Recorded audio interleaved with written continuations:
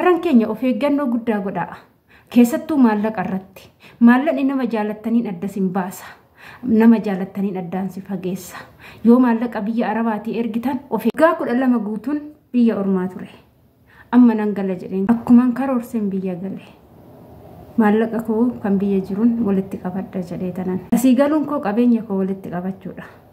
Qabeenya koo walitti qabadhee waan hojjetadhe ilaalladhee tanan waan ittiin guradheen biyya koo jiraadha jedheen karoorsee gale. Ashama harka funee kabajamtootaa fi daawwattootaa hordoftoota keenyaa nageenyi koo kan jaalalaa fi kabajaa bakkaa fi lafa jirtanitti isiniif haa baay'atu. Anis obboleettiin keessaan bakkaa fi lafa hin jirutti waaqayyoof galannaa ga'u nagaa fayyaa kootidha. Egaa ka osoo gara viidiyoo keenyaa hin darbiin duratti warroonni mana kanaaf haarawaa taatan laayik sheer gochuudhaan nu cinaa dhaabbadhaa jecha warroonni immoo iyyuu duraan wajjin turtan immoo laayikii godhaa. Oromoo keenya laayikii nu godhaa. Laayikiin nuuf jajjabinna isiniifis immoo isaaf isiniin kaffalchiisu qubuma kanarra guutanii bira darbitu nu jabeessaa isiniin jechuu jaalanna. Qaxaleewwan ku'aan akka keechanii kan gola madaamii keessa teechee viidiyoo garagaraa isiniif hiddu kana mee jajjabeessaa isiniin jechuu jaalanna. Egaa har'a viidiyoo adda ta'e tokko qabadhee dhufee jira. Keessattuu shamarran keenya of eeggannoo guddaa godhadhaadha. Yeroo maallaqa biyyatti ergitanii dhugaa of eeggannoo cimaa godhadhaadha. Video kana kan hojjechaa jiru jechuudha. Seenichi isaa akkas ture obboleettiin keenya takka akkas jetteetti natti himte jechuudha. Mee isinis maal akka jettanii koomentii jalaanis ishii jabeechitan isintu beeka. Dhugaa maaliif bakka jireenya hojibbeen jira. Jireenya addunyaa naga'ee jira. Kanarra jireenya addunyaa kanaa naga'ee jira. Nan deemu naaf huyyaa gubadhee waggaa 12 guutuu daa'imummaa kiyyaan biyyaa ba'ee gola ormaa keessatti gubadhee garuu amma immoo biyya kootti galee nan bayyanadha jedhee waa hunda sii goone naan jedhanii na sobanii gaafa na sii galu garuu homtuu hin jiru maallaqa hin qabu wanni naa godhame hin jiru jette. Mee akkana ture ani umurii koo daa'imummaadhaan jalqabee nama qormaataan guddadheedha. Baay'een qorama. Maatii harka qal'eessa keessatti dhaladhe. Maatiin koo barumsa sin qaban. Ani maatii koo hangafa. Obbolaan koo naa gadi baay'ee xixiqqoodha. Ani barumsaan galle. Umuriin koo gaafa waggaa 15 ta'u biyya ormaan dhufe. Barumsa kutaa 2 bichaan baradhe. Wannan beekumsa argadhe tokkollee hin qabu. Garuu jiruu koo guutuu biyya ormaatitti dabarse. Ani waggaa 15tti biyyaa ba'een waggaa 12 biyya ormaan hojjedhe. Amma umuriin koo waggaa 27 ta'ee jira. Ani shamarree heerumaaf gaa'ilaaf ga'eedha. Garuu gaa'ila keessa seenuuf akkanitti seenuu qabu. Dhiirri bara kanaa kan maallaqa barbaadu malee kan jaalala barbaadu hin arganne. Ani garuu as taa'ee dhiira ollaaniidhaan jaalachuu shakkee nama tokko hin jaalanne. Maatii kootis gargaaraan ture. Obbolaawwan xixiqqoos barsiifachaan ture. Haa ta'utii garuu maatiin koo waan beekumsa barumsa waan hin qabneef maallaqa isaan irratti yoon erge wayinnaan godhan. Garuu obboleessi abbaa kootii baay'ee cimaadha. Barsiisaadha. Ani sarrattan inni waa'ee barumsatillee sirriitti waan beekuuf isarrattan maallaqa koo ergaa ture. Innis immoo waan ani jedheessan yeroon bilbilaan taasa'u waan hundumaayyuu nama naa godhudha. Ani garuu maallaqa kana abbaan koo waa'ee baankii kana hin beeku ture. Haa ta'utii garuu ani maallaqa koo akka echumni koo gara baankiitti naa galchuudha. Kan maatii koo erguu qabullee maatii kootti naa dabarsi jechaan hin ture. Maallaqa kee baankii keessa jira naan jedhee risiitii naa ergaa ture. Ani risiitii kanatti amanee baay'een itti gammadaa ture. Haa ta'utii garuu gaafa waggaa 12 guutuu humna kootii ol ta'e. Hojiin illee natti baay'ate. Yoo irra tutturanillee madaamonnis amala namatti jijjiiru. Ani alambanne kontiraatan hojjedhe haga waggaa 12 guutuu. Amma madaamin tiyas amala biraa natti baaste. Waggaa 13ffaa bira taa'uu hin dandeenye. Ammaanis waggaa 12 ergan guute gaa'ila keessa seenu waan yaadaa jiruuf galuun yaade. Galuu nan karoorse. Garuu haa ta'u echuma kiyyaan nan dhufaa galuufan ta'a gaafan jedheetti himeerraan natti jijjiirrame. Nama biraa ta'ee natti haasa'uu jalqabe. Anis waan hin wallaale. Echumni koo maaf akkanti natti jijjiirrame jedha. Duraayyoo onlaayinii irra seenee yoon dawwaleef takka yoon dawwaleef lammatan dawwalu tokkuma saniin na jalaa kaasa. Amma 2-3 aga 10 osoo hin dawwaleef bilbila na jalaan kaasu. Ushuma na jalaa jedha. Yoo na jalaa kaasillee natti haasa'u hojiin qaba biiziidha naan jedha.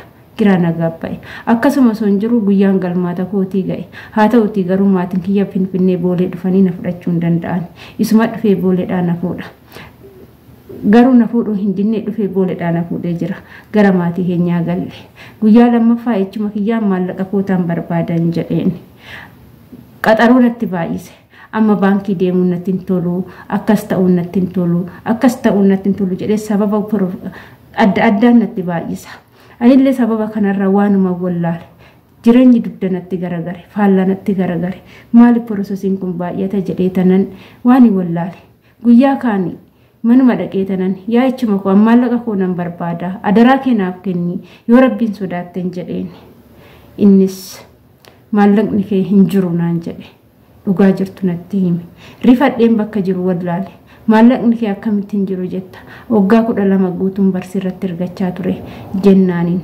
maallaqni kee kunooti tana hin jirti kanaan ala homtuu na biran jiru naan jedhe birrii Itoophiyaa qarshii 200 qofa naaf kenne an dadhabbii waggaa 12 qarshii 200 qofa gaafa naan jedhu jireenya qaala'e kanaan maallaqni 200 200 kun maal naa gooti jireenyi faallanatti garagare birrii 200 san irraa fuudhe tanan haadha abbaa kiyyaa godhee tanan biyya ormaatti deebi'ee dhufe amma Dubaayin jiraadha haa ta'uti amma jireenyi na jibbisiisee jira umuriin kootis deemee jira hojiin biyya ormaa ni ulfaatani beettu ibidda amma haa ta'u mana ibiddaatti hin gale baay'ee ulfaata manni ammatti galee jirullee hojjedheetoo jireenya kunan jijjiira natti fakkaatu waan godhu wallaale murtee du'aan ofirratti murteesse lubbuu koo baasuun barbaade maal naan jetta obboleettii koo guyyaan natti dukkanaa'e jettee obboleettiin keenya takka na gaafatte dhugaa waan baay'ee garaa nama nyaatudha waa'ee shamarra keenya dubbatamee hin dhumu jedhameetis hin dhumu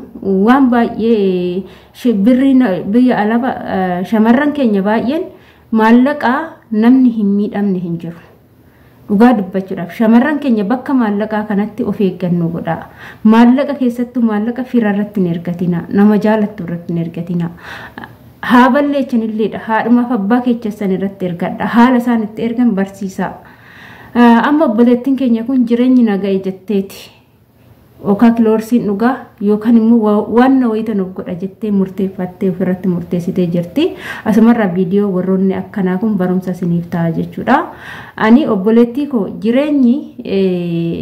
jireenyi addunyaa kanaa buburreedha kaaniif gammachuudha kaaniif garuu irariidha ani kasin jedhu lubbuu waan uume waaquma baasa namoonni baay'een gaafa lubbuu keenya kana baasne addunyaa kanarraa deemne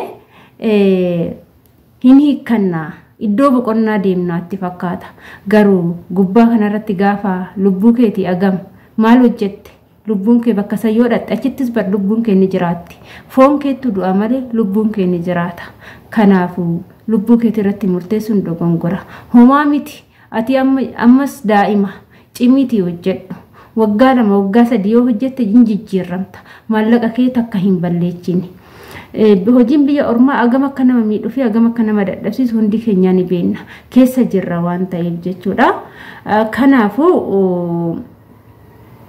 sirritti ati ammumarraan tokko jettee jireenya kee akka haarawaatitti haaromsuu ni dandeecha kanaafuu maallaqa ammaan booda hojjettu sirritti qabadhu garuu akkan kanaan dura dabarsite barumsa guddaa sibichaa osoo hin taane fakkaattota akka keetii maatii ofii amanuu dadhabanii nama biraa irratti loosanii erganii akkas godhan kana barumsa guddaa ta'a jechuudha viidiyoon kee kuni kanaaf maallaqaan namni maallaqaan naa jaalatu jettanii tasumallee jaalala bitachuuf maallaqaan jaalala bitachuuf hin mokkorina jaalala gaafa maallaqa namarratti ergitu nama baay'ee jaalattuun adda baataa jechuudha kanaaf jechuudha namarrattan ol kaawwadhaa namarrattan kennadhaa jettanii maallaqa keechan asii namatti hin ergatina yoo abbaa fi haadha keechan yookaan immoo akkasumas immoo namni gaafa maallaqni kun sin jalaa badee abbaan itti ergatan kan sun sin jalaa balleeche akkasii yaa obboloota keenya yeroo aartan lubbuu keechan irratti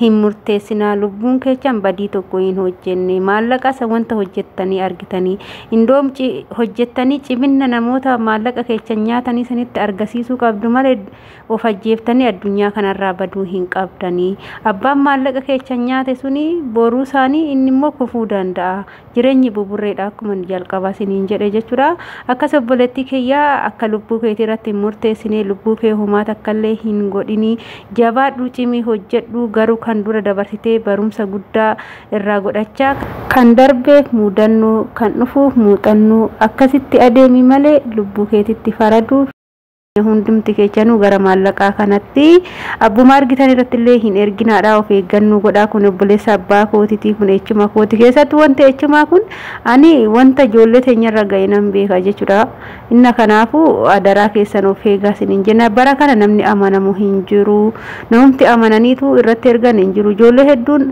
amma haadhaaf abbaa jenna malee kan haadhaaf abbaadhaan miidhamanillee hedduutu jira jechuudha kan haadhaaf abbaa koo irratti ergamee nyaatame jaalallee jedhuka waa'ee shamarran biyya arabaa dubbachuun baay'ee nama rakkisa dhugaa baay'ee ulfaata